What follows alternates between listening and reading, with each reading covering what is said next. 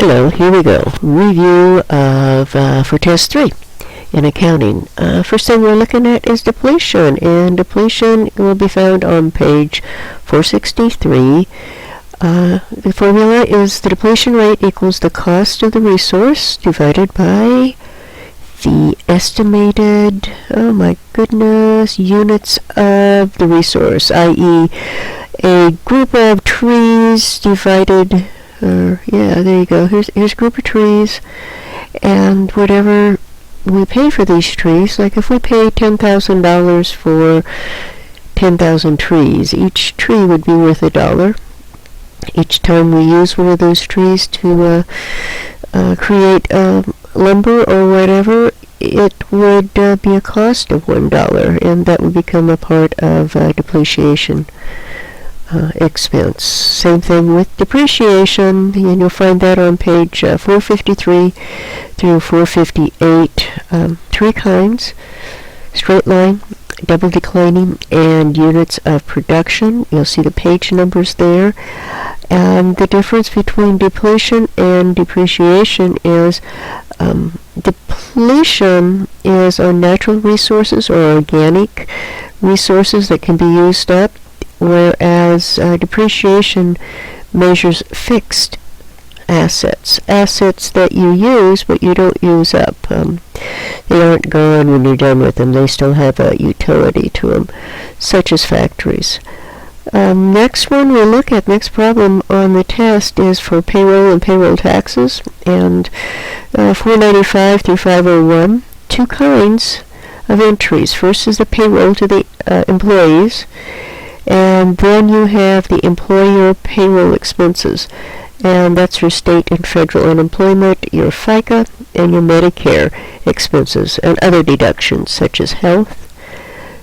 Next question is partners, our favorite subject, partnership income distribution, and there are several ways of doing that. That's all written up in the partnership agreement, and you'll find most of that information on page 542.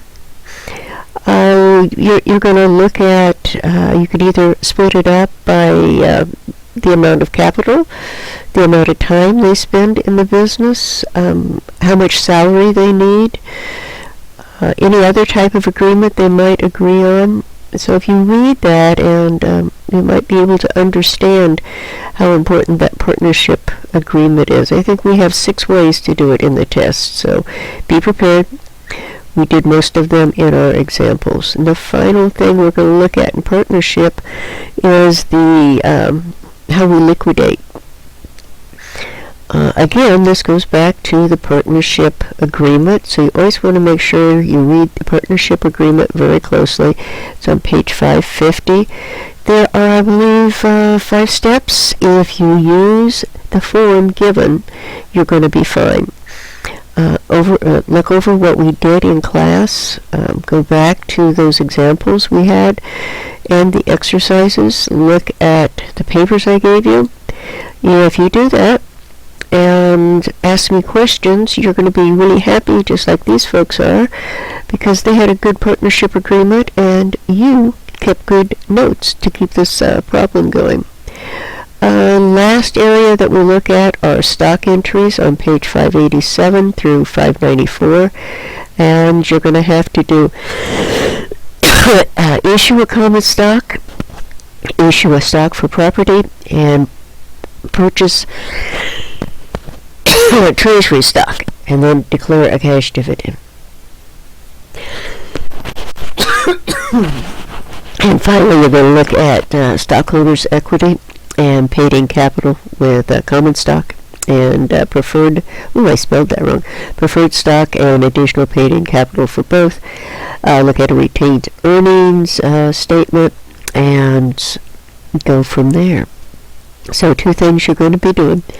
Hope you have good notes. If you don't, please email me and I will see what I can do to help you. Thank you. Bye-bye.